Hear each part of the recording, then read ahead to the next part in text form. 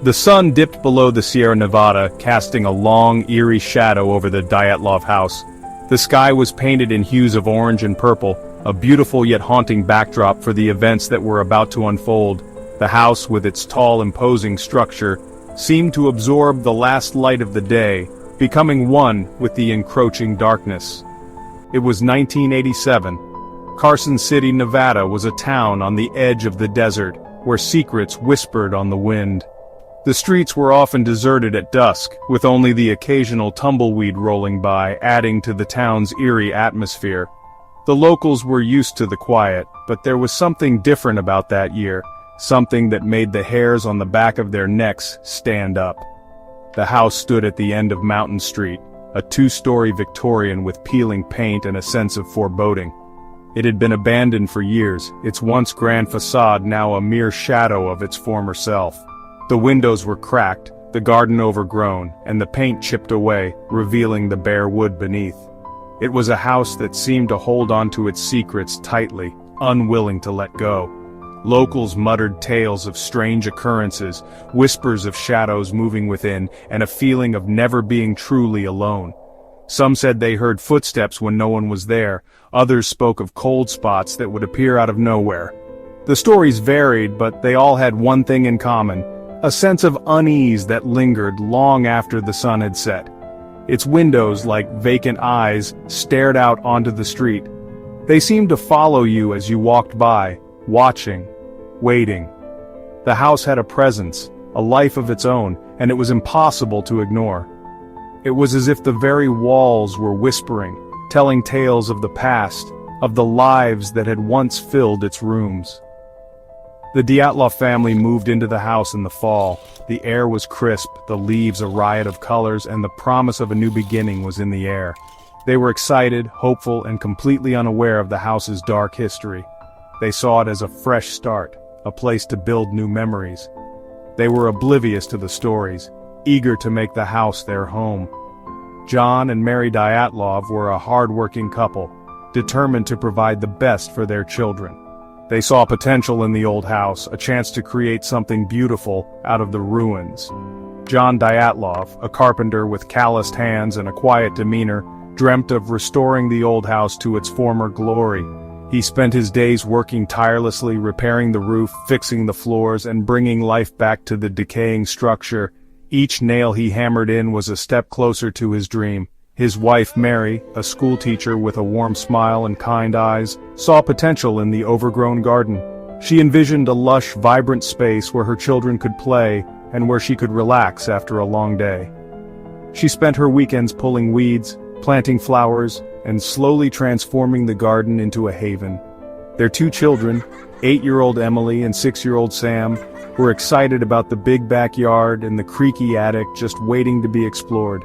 They spent their days running through the tall grass, playing hide-and-seek and imagining grand adventures in the dusty old attic. To them, the house was a magical place full of possibilities. Little did they know, the house had other plans. It had been waiting, watching, and now that it had new occupants, it was ready to reveal its secrets. The Dyatlovs were about to discover that some shadows are more than just the absence of light. The Dyatlovs quickly settled into their new lives. They had moved to this quaint town seeking a fresh start, a place where they could build new memories and leave the past behind. The house, with its charming facade and spacious rooms, seemed perfect for their growing family. John spent his evenings working on the house, the sound of his hammer a comforting rhythm. He took pride in every nail he hammered, every board he sawed. It was his way of making the house truly theirs, a sanctuary for his loved ones.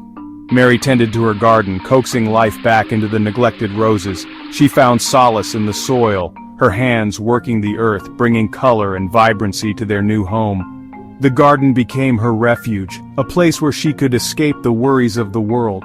Emily and Sam made friends at the local school, their laughter echoing through the empty rooms. They adapted quickly, their days filled with new adventures and discoveries. The house, once silent and still, now buzzed with the energy of their youthful exuberance. However, beneath the surface of normalcy, something was amiss. strange shadows seemed to dance in the corners of their vision, and an unsettling chill often crept through the rooms, even on the warmest days. Lights flickered on and off in the dead of night. It started as a minor annoyance, but soon became a nightly occurrence, disrupting their sleep and filling their hearts with unease. The faint sound of children's laughter, too high-pitched, too chilling to be real, drifted from the house when the Dyatlov children were at school. It was as if the house itself was playing tricks on them, whispering secrets they couldn't quite understand. I swear I saw the figure of a young boy staring out from the attic window, his face pale and his eyes filled with an unsettling sadness. It was a fleeting glimpse, but it left a lasting impression, a haunting image that lingered in the back of their minds. The Dyatlovs dismissed these stories as the overactive imaginations of their neighbors.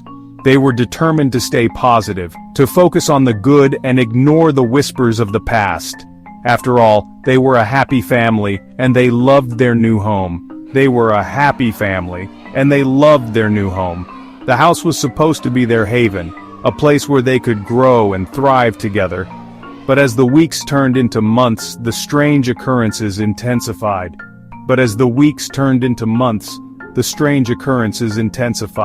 The once comforting rhythm of daily life was disrupted by inexplicable events. Doors would creak open on their own, and cold drafts would sweep through the house without warning.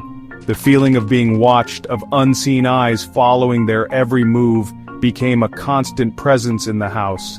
It was as if the very walls were alive, observing them, waiting for the right moment to reveal their secrets. The Dyatlovs couldn't shake the feeling that they were not alone, that something or someone was always there, lurking in the shadows. One cold December night, the peace was shattered. The wind howled through the trees, and the moon cast an eerie glow over the Dyatlov household. The family had just settled in for the night, unaware of the unsettling events about to unfold. Max, the Dyatlov's golden retriever, began to howl.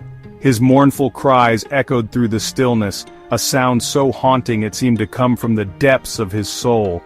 The family had never heard him howl like this before. It wasn't his usual playful bark, but a deep, guttural sound that sent chills down their spines. It was as if Max was trying to warn them of something unseen, something lurking in the shadows. He stood at the foot of the stairs, his body rigid, his fur on end, staring up into the darkness of the second floor. His eyes were fixed on a point that seemed to be just out of sight, and his growls grew more intense. John tried to calm him, but Max wouldn't budge, his whimpers escalating into frantic barks. It was as if he was trying to communicate something urgent, something that words could not express. He was just there, a man with no face. The words echoed in John's mind, a chilling reminder of the stories he had heard as a child, tales of faceless apparitions that haunted the night. Suddenly a blood-curdling scream pierced the night. It was a sound so terrifying that it seemed to freeze time itself. The scream was unmistakably Emily's, and it sent a wave of panic through the house. It was Emily. John and Mary raced upstairs, their hearts pounding in their chests. The hallway seemed to stretch on forever, each step echoing like a drumbeat in the silence. They found Emily huddled in a corner of her room, her eyes wide with terror, pointing at the closet door. Her small frame shook with fear, and tears streamed down her face as she tried to speak. They searched the room, but there was no one there. The closet door creaked open, revealing only shadows and the faint scent of lavender from Emily's clothes. The closet was empty except for Emily's clothes and toys. The sight of her favorite teddy bear lying on the floor only added to the eerie atmosphere. John tried to rationalize the event, suggesting it was a nightmare, but deep down, a seed of doubt had been planted.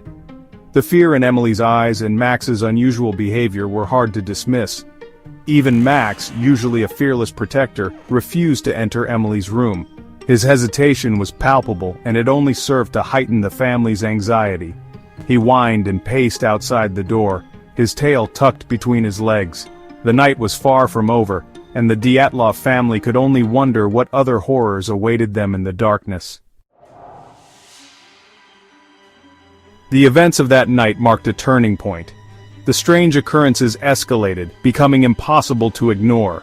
Doors slammed shut on their own, objects moved inexplicably, disembodied voices whispered their names in the dead of night.